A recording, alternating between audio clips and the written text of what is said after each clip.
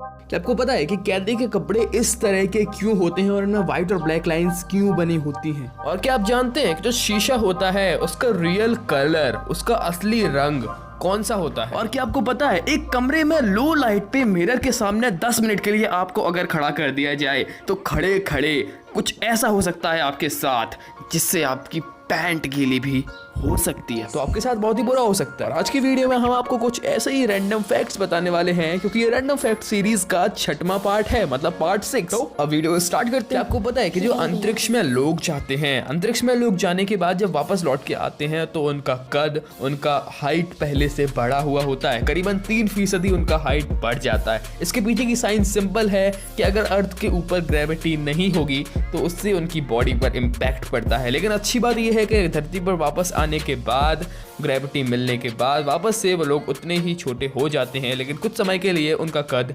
बड़ा ही रहता है। क्या बात है!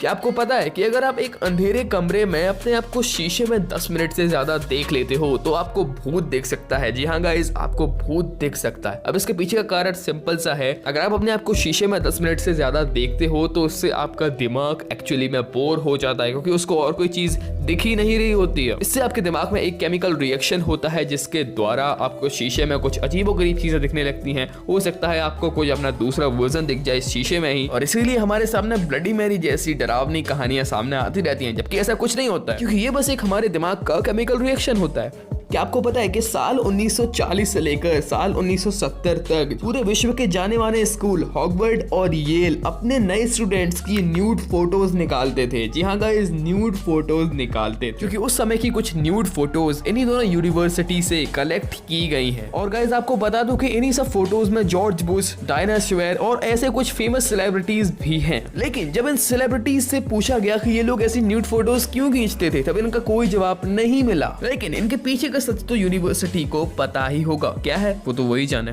गाइस आपने स्टैच्यू ऑफ लिबर्टी तो देखी होगी, लेकिन क्या आपको पता है कि स्टैच्यू ऑफ लिबर्टी तो ऐसी असल में है ही नहीं, क्योंकि स्टैच्यू ऑफ लिबर्टी को कॉपर से बनाया गया था और कॉपर इसके ऊपर तो कहीं दिखाई नहीं दे रही है। लेकिन अगर स्टैच्यू ऑफ लिबर्टी को कॉपर से बनाया गया है तो ये हमें सीमेंट के फॉर्म में और ग्रीन कलर के फॉर्म में क्यों दिखता है? आइए इसके बारे में बात करते हैं। लेकिन दोस्तों इसके पीछे कारण सिंपल सा है, क्योंकि इसके पीछे कारण एक ही है, ऑक्सीडेशन। ऑक्सीडेशन होने के कारण हमें ये ऐसे दिखती है, जबकि ये ऐसे कलर की है ही नहीं। इसका रियल कलर यही है, कॉपर की बनी हुई है ये। अब दोस्तों अगर मैं आपसे पूछूं कि भारत की राजधानी क्या है तो आप फटाक से आंसर दे दोगे भारत की राजधानी न्यू दिल्ली है। लेकिन मैं आपसे कहूं कि 1858 में एक दिन के लिए भारत की राजधानी इलाहाबाद को बना दिया गया था। जी हाँ गाइस, इलाहाबाद को। तो दोस्तों क्या आपको पता है कि साल 1978 में एक प्लेन ऑस्ट्रेलिया के ऊपर से जा रहा था, तभी उस प्लेन के सिग्नल आना एकदम से बंद हो गए। लेकिन क्या आपको पता है कि उस प्लेन के आखिरी सिग्नल्स में, आखिरी कम्युनिकेशंस में उस पायलट ने क्या कहा? उस पायलट ने कहा कि मेरे प्लेन के ऊपर एक एयरक्राफ्ट मंडरा रहा है। लेकिन उसके ठीक 2 सेकंड बाद कहा कि कोई एयरक्राफ्ट नहीं है बल्कि ये और बड़ी कोई और ही चीज है। फिर वो प्लेन गायब हो गया, उसके सिग्नल भी चले गए और उसके बाद आज तक कोई भी संपर्क नहीं रहा। लेकिन फिर 3 दिन बाद उस प्लेन के सिग्नल आने स्टार्ट हो गए, लेकिन उस सिग्नल आ रहे थे आउटर स्पेस से। इसका मतलब क्या है? क्या वो प्लेन आउटर स्पेस में चला गया या फिर उसको एलियंस पकड़ के ले गए? इसके बारे में आज तक किसी ने बात नहीं की है और ये पता नहीं क्यों न्यूज में नहीं दिखाते, बट ये सच में हैरान कर देने वाला और चौंका देने वाला इंसिडेंट है। गाइस क्या आपने कभी मूस देखा है? खैर अगर नहीं देखा हो तो मैं आपको बता दूं कि मूस एक ऐसा एनिमल होता है कि अगर आपने इसको एक बार खाना खिला दिया, उसके बाद जब भी इसे भूख लगी और इसको कोई भी अगला इंसान मिला और वो इसको इग्नोर करके चला गया, इसको खाना उसने नहीं खिलाया, तो ये उसको मारेगा नहीं बल्कि जान से मार देगा। इसीलिए मूस नाम के जानवर को इंसानों के द्वारा खाना नहीं खिलाया जाता है। वेल अगर ये आपको मिले तो आप इसको खाना खिलाएंगे या नहीं, वो हमें प्लीज कमेंट करके जरूर बताना। तो दोस्तों क्या आप जानते हैं कि बबल रैप एक ऐसी चीज होती है जो कि बहुत ज्यादा अच्छी होती है और इसके साथ बहुत सारे लोग खेलना ही पसंद करते हैं। लेकिन क्या आपको पता है कि बबल रैप अभी पैकिंग में यूज होता है, लेकिन ये पैकिंग के लिए असल में इन्वेंट किया ही नहीं गया था। दरअसल दोस्तों ये एक वॉलपेपर के रूप में सबसे पहले इन्वेंट किया गया था कि ये वॉल्स पर लगाकर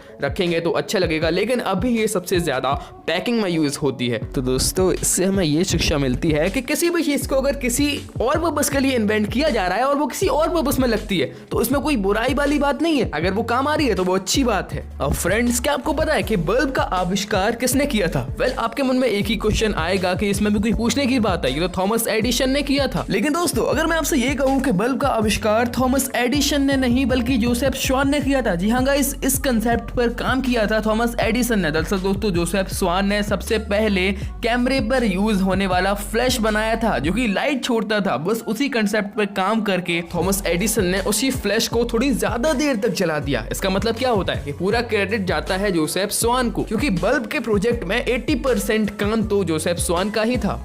क्या आपको पता है कि कैदी की इस तरह की यूनिफॉर्म होने के पीछे का कारण क्या होता है? आखिरकार क्यों उसकी इस तरह की यूनिफॉर्म होती है? दोस्तों कैदी की इस तरह की यूनिफॉर्म होने के कारण बहुत ज्यादा हैं। जैसे कि पहला कारण तो यही है कि कैदी को दूर से पहचाना जा सके कि ये एक मुजरिम है और ये ऐसी यूनिफॉर्म पहने हुए है। दूसरा कारण है क्लाइमेट। दोस्तों अपने भारत का क्लाइमेट हमेशा गर्म रहता है, ठंडा बहुत कम रहता है। ठंडक हमारे यहाँ पे बहुत ज्यादा कम होती है, गर्मी यहाँ पे ज्यादा पड़ती है, इसीलिए बार बार कपड़ों को धुलना बहुत ज्यादा मुश्किल हो जाता है। इसीलिए सबसे ज्यादा वाइट कपड़े ही अडॉप्ट किए जाते हैं और इसका कॉन्सेप्ट सबसे पहले अमेरिका ने शुरू किया था इन कपड़ों में।